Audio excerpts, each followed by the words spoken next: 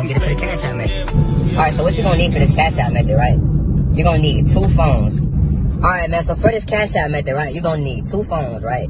You can do it with 1 phone, but it makes it way harder, you know what I mean? So for this method, if you can, you wanna have 2 phones. Alright, so with the second phone, right? Like your first phone could be like your main phone or whatever. So say you have Cash App on there, you don't really gotta do nothing to the first phone. This is just where you're gonna receive payments at, right? Now, I would recommend that you have your first Cash App on like a CPN, so there's no way that it can track back to you, because if they look at it, and I've never seen this happen too many times, like where they look at the Cash App and see like where it was sent to and do all the digging to figure it out. But I'm sure if they wanted to, they definitely could go figure it out. I mean, I think it's just the fact that Cash App's response team is so slow, so a lot of times they don't go and try to do that. But this is, it can still happen. That's my whole point when saying that. So make sure that you're being like very secure when you're doing this. Either make a different Cash App that you can use as your main one to receive the payments, but that's going to be very hard now because of the verification. You might be able to receive like a couple hundred, but if you keep trying to bust it down to like on that account and like cash it out to your bank account, they're going to ask you for verification. You might get away with like 200, like a payment of $200 sent to that Cash App, that new Cash App that you create. But it's going to be very hard, man, especially now with verification, and that's all you'll get from that one. You know what I mean? You want to definitely get more than that. This method has potential to gain 1K a day if you do it right. And plus, you will have to wait once making a new one, because you do have to have some type of history for the method to work. You know what I'm saying? When it comes to receiving the payment. So that's what you'll need for your first one, right? Like I said, for your first one that you're receiving payments on, it could be a regular one that you have that you made with a CPN to verify. You can make one with a CPN to verify, right? With your actual name on it, right? And you're verifying it with this CPN with your actual name on it, because you're able to you have an ID with that name on it. So you can verify with your ID, but they still won't have no proof or no way to connect anything with you, because it's not your real social security number. You know what I mean? So that's a way to get around it and be able to verify a Cash App easy. But like I said, that's the long way. That's going to take a little bit longer, you know what I'm saying? Because you have to wait on it to age a little bit and all this type of stuff. The easiest way to go about it would be just to use your regular one, or like I said, use one with the CPN and wait like 2 weeks. Or you could buy one, because that's what you're going to have to do anyway throughout this method. You're going to have to buy one, so it would just make it where you would have to buy 2. But you don't have to buy 2. Like I said, you can use your regular one. It's just not as safe. So you're definitely going to have to buy one when it comes to phone 2. So then with phone 1, you're good. But with phone 2, that's when you're going to have to actually buy a Cash App account with transactions. Because this is going to be the one that you connect the pools to. So with this one, you're going to... I have sites if you need to know where to get those. Like I said, there are plenty of resources. But you have to be very careful. I mean, very careful when looking at these different resources. Because 9 times out of 10, they will be a scam. That's why you need like a trusted resource. If you don't have a trusted resource or a trusted person that you can get those from, if you need those, I do have those. I do also have the resource if you want to go straight to the resource.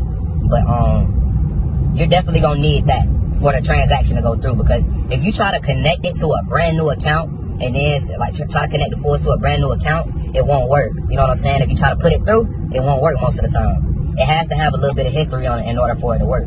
So, okay, now, you have that one. And once you bought that one, like I said, if you need to know where to get those, hit me up. Once you have that account linked up to phone 2, wait, I skipped this stuff. With phone 2, when you're downloading Cash App, right?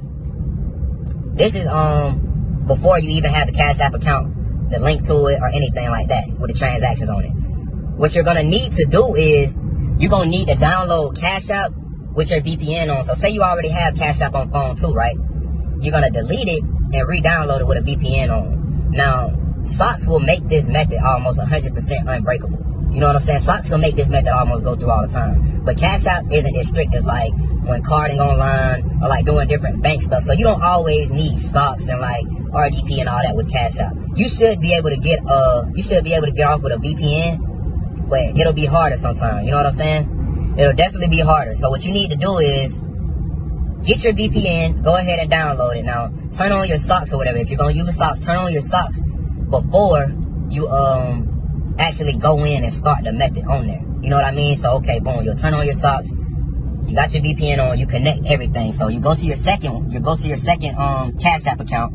And now this is where you connect you connect the pulls that you have to the Cash App log that you have. So now you have this Cash App log with transactions to it, and then you connect the pulls to it to where you can pull the money off. Now also, when you're getting pulls for this, it does have to be a debit card.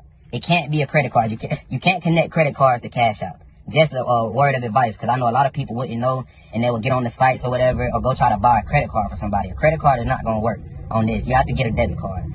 Look up some of the best debit cards with the highest limits, and try to get that debit card, because those debit cards with the highest limits, those will be the ones that is easier to scam, just because of the simple fact that it's so much money on there most of the time that you already know. Most of the time, it's so much money on there, the little amounts they'll just push through. It's the bigger amounts then that they start to look at as fraud, or is it fraud, whatever. So definitely get like the best debit cards, you know what I mean? So now once you connect that debit card, now you're ready to work. Like I said, now it would definitely be best if you did, well, I wouldn't say best. It would be best for it to go through, but not best for security reasons if you use your actual Cash App. Because now it looks like it's going from a Cash App with transactions to another Cash App with transactions. You might have a little bit of trouble if your first phone, if you have a Cash App but you don't use the one that is connected with you. If you use like a CPN or something, you may have a little bit of trouble just because it doesn't have a lot of history on it. But that's not always the case. Like a lot of times it will still push through. It's just almost guaranteed when you have another one, when you have it sent it from one with history to another one with history. So okay, boom. Once you do that, you want to add whatever the amount of cash is that you want to take out of this account. Now, you want to be very careful because you don't want to go too far. I would definitely say nothing over 500. You know what I'm saying?